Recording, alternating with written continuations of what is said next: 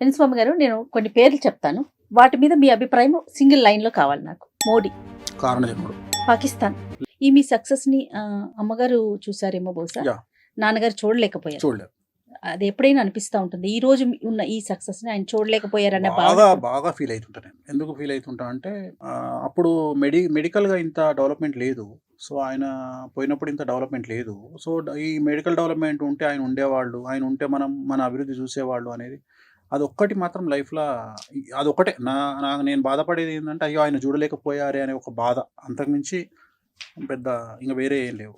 భవిష్యత్తులో గురువుగారిని ఎలా చూస్తామండి? ఫ్లో ఎటుంటే అటు. Go with flow. పెద్ద కోరికలేం లేవు. Go with flow. అంతే, గో విత్ ఫ్లో. ఏదైనా జరగొచ్చు. ముందుగా ఇట్లా అవుతుంది, అట్లా అవుతుంది. ఏం లేదు. పాలిటిక్స్ లోకి ఎంటర్ అవుతారు. పొలిటిక్స్‌లో అలాంటి ఆలోచనలు ఏమన్నా? చెప్పలేం. ఇప్పుడు పొలిటికల్‌గా అంటే ఆల్రెడీ జాతకరీత్యా జాతకరీత్యా ఉంది. ఇప్పుడు పొలిటికల్‌గా నాకు 2, 3 ఆప్షన్స్ వస్తున్నాయి. సో, ఇప్పుడు ఒకవేళ ఎమ్మెల్యే పునర్విభజన జరిగితే, ఏమైనా కాన్స్టిట్యున్సీలు పెరిగితే కొన్ని ఆప్షన్స్ ఉన్నాయి. నాకున్నాయి, మా ఆవిడకి కూడా ఉన్నాయి. బట్ మనకైతే ఇంట్రెస్ట్ లేదు ప్రెజెంట్. పొలిటికల్ ఇంట్రెస్ట్ అయితే లేదు, నిజంగానే లేదు. జాతకంలో ఉంది, బట్ పొలిటికల్ ఇంట్రెస్ట్ లేదు. నేను చెప్పినా కదా మీకు ఒకటన్నా, నా డ్రీమ్ ఏంటంటే నేను కింగ్ మేకర్గా ఉండాలనుకుంటా తప్ప కింగ్గా ఎప్పుడు ఉండాలనుకోను. నాకు ఇష్టం కూడా ఉండదు. ఎందుకంటే నేను రాజభోగాన్ని నమ్ముతా, రాజయోగాన్ని రాజయోగము నాట్ పర్మనెంట్, రాజభోగము పర్మనెంట్. మీరు అబ్జర్వ్ చేస్తే రాజయోగులు 1000 మంది ఉంటే రాజభోగులు 1,000,000 మంది ఉంటారు. సో నేను అనేది అది. ఇప్పుడు భారతదేశంలో రాజభోగులు 5% బిలో ఉంటారు ఆ లిస్టులో. సో రాజభోగులు అంటేనే మంచిది. ఎప్పుడైనా కానీ మనం కూడా రాజభోగులే ఉండాలని కోరుకోవాలి. రాజయోగులు ఉండొద్దు మనకు. రాజయోగులకు టఫ్ ఉంటుంది. ఎందుకంటే ఒక ఐఏఎస్, ఐపీఎస్, ఎమ్మెల్యే, మినిస్టర్ కావాలంటే చాలా టఫ్ ఉంటుంది. కానీ నువ్వు డబ్బు సంపాదించాలంటే చాలా ఈజీ. మన ఆలోచన విధానం, ఫైనల్గా మనిషి యొక్క ఆలోచన విధానం ఎలా ఉండాలి ఈ కలియుగంలో? కలియుగంలో ఒకటి గుర్తుపెట్టుకోండి, కలియుగం వేరు, భారతదేశం వేరు, తెలుగు రాష్ట్రాలు వేరు. తెలుగు రాష్ట్రాల యొక్క ఇక్కడ ఉండే పరిస్థితులు వేరు. సో నేను తెలుగు రాష్ట్రం గురించి మాత్రమే మాట్లాడతా. తెలుగు రాష్ట్రాలలో మీరు ఉండాలంటే ఫస్ట్ ప్రయారిటీ ఖచ్చితంగా డబ్బు.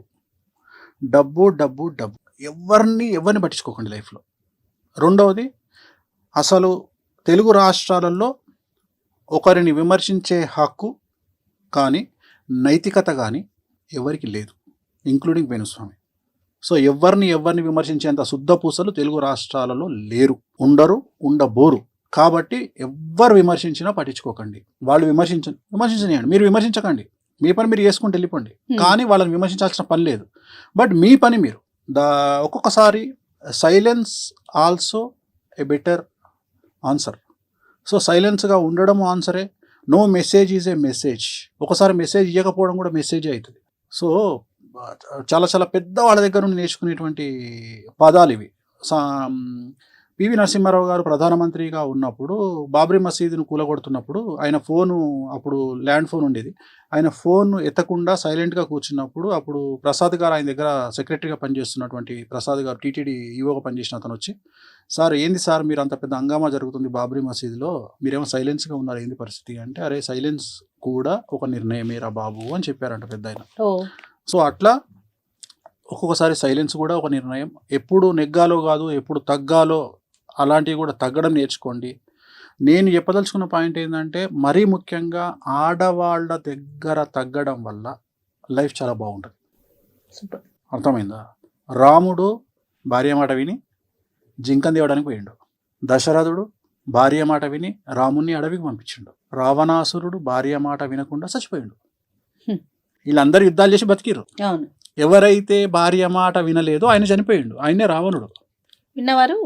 సో కలియుగంలో నేను ఏమంటా అంటే, ఎక్కువగా స్కోప్ అమ్మాయిలకు ఇచ్చి, భార్యలకు ఇచ్చి, బిడ్డలకు ఇచ్చి, తండ్రులకు ఇచ్చి, ఎక్కువ మన జీవితంలో ఎక్కువ స్పేస్ ఆడవాళ్ళకి ఇవ్వడం వల్ల, వాళ్ళకు ఇంపార్టెన్స్ ఇవ్వడం వల్ల ఫ్యామిలీలు బాగుంటాయి అనేది నా ఉద్దేశం. ఎందుకంటే ఇది గ్రహచారం గురించి మాట్లాడుతున్నాను, వ్యక్తిగతంగా మాట్లాడలేదు. సో ఆడవారికి ఇంపార్టెన్స్ పెరుగుతున్న సందర్భంలో, ఏ ఇంట్లోనైతే ఆడవారు ఏడవరో, ఏ ఇంట్లోనైతే ఆడవారు ఆనందంగా ఉంటారో, ప్రశాంతంగా ఉంటారో, ఆ ఇల్లు డబ్బుకు, ఐశ్వర్యానికి నిలవుగా ఉంటుంది. ఇంట్లో సాధారణంగా మీరంతా జ్యోతిష్యం వైపు ఉంటారు. వాణి గారు ఆవిడంతా సంగీతం, మ్యూజిక్. కలుసుకుంటే ఎక్కువగా ఎలాంటి విషయాలు డిస్కస్ చేస్తారు కామన్గా? ఇవి రెండు వదిలేసి పర్సనల్ విషయాలు ఉంటాయా, కుటుంబ విషయాలు? నాకు కోపం రాదు. సో జనరల్గా మేము ముగ్గురం కలుసుకుని, నేను మా ఆవిడ మా పాప కలుసుకునేది డైనింగ్ టేబుల్. నేను డైనింగ్ టేబుల్ దగ్గరికి పోగానే మా పాప మా ఆవిడ ఇద్దరు ఈ డైరెక్షన్లో ఉంటారు, నేను ఈ డైరెక్షన్లో ఉంటా. వీళ్ళిద్దరు యుద్ధం స్టార్ట్ చేస్తారు. వాళ్ళు కంప్లైంట్స్ అన్నీ ఈవిడిస్తుంటుంది, ఈమె ఇస్తుంటుంది నాకు. నేను చివరికి తిన్న తర్వాత వాళ్ళు ఏం వండిరని అడుగుతాను. నేను తిన్న తర్వాత అంటే నా మొత్తం మైండ్ వీళ్ళిద్దరు తినేస్తారు. అంటే నాకు ఓన్లీ వాళ్ళు మేము ముగ్గురం కలిసేది డైనింగ్ టేబుల్. ఓకే. తర్వాత నేను వ్యక్తిగతంగా నా బెడ్రూమ్లోకి వచ్చిన తర్వాత నేను తను పక్కపక్కనే ఉంటాం కాబట్టి నేను మాట్లాడే ప్రతి మాట తనకు 2 చెవులు అందరికి ఉన్నట్టే. ఒక చెవు ఏమో తన పర్సనల్ పని చేసుకుంటుంటుంది, అంటే ఎవరితోనో మాట్లాడడము, ఇంకో చెవు నాకు వదిలేస్తుంది. సో నేను ఎవరితో మాట్లాడుతున్నా, పొలిటీషియన్తో మాట్లాడుతున్నా, ప్రజెంట్ సబ్జెక్ట్ ఏంది, ఈ సబ్జెక్ట్ మీద కమెంట్ చేస్తాను. ఇప్పుడు ఉదాహరణ, నేను భారతదేశంను, మీరు చూసే భారతదేశం వేరు, నేను చూసే భారతదేశం వేరు. నేను భారతదేశానికి రాబోయే కాలంలో పెను సంచలనాలు జరగబోతున్నాయి. అసలు ఎవరు ఊహించినటువంటి సంచలనాలు భారతదేశంలో జరగబోతున్నాయి. ఆర్థికంగా పెట్రోలు, డీజిలు, డబ్బు, సో డాలర్ మారకం. ఎందుకంటే ఇప్పుడు డాలర్ మారకం అంటే సామాన్యమైన జనాలకు తెలియదు. సామాన్యమైన జనాలు ఏమనుకుంటారంటే డాలర్తో నాకేం పని అనుకుంటారు.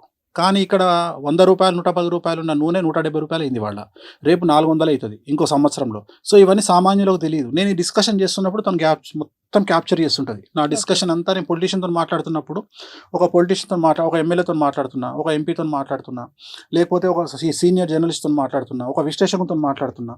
సో వాళ్ళతో మాట్లాడుతున్నప్పుడు అవన్నీ క్యాప్చర్ చేసుకుంటుంది. చేసుకొని తను తర్వాత నన్ను క్వశ్చన్ చేస్తుంది, మీరు ఇది అన్నారు కదా, సో దీనికి ఏంది అంటే, తను మీరు ఒక మాట అన్న, తను వీణ వాయిస్, తను వీణ కంటే కూడా చాలా పెద్ద విశ్లేషకురాలు. తను చాలా చాలా చాలా విశ్లేషణ చేయగలుగుతుంది. సో నా దగ్గర నుండి ఇన్ఫర్మేషన్ తీసుకో. And for more videos, Please subscribe to iDream channel. Subscribe to iDream Media. Please subscribe to iDream. Please subscribe to iDream. Please subscribe iDream. And please subscribe to iDream. For more videos, subscribe to iDream. please like, share and subscribe to the channel. Congratulations, iDream. Subscribe to iDream. Subscribe to iDream. So subscribe to iDream Media. iDream ki iDream team andarki huge congratulations. Please subscribe iDream Media. Please subscribe to iDream. Subscribe iDream. Please subscribe to iDream. iDream అంటే నా కళల channel subscribe చేసుకున్న నోరు తిరుగుతలేదు, మీరైతే గంట గుర్తు కొట్టండి. For more such videos, please subscribe to iDream. Subscribe to iDream. Please subscribe to iDream. Please subscribe iDream Media. Please do subscribe to iDream. Please subscribe to iDream Media. For best entertainment and information, please subscribe iDream. And don't forget to subscribe to iDream.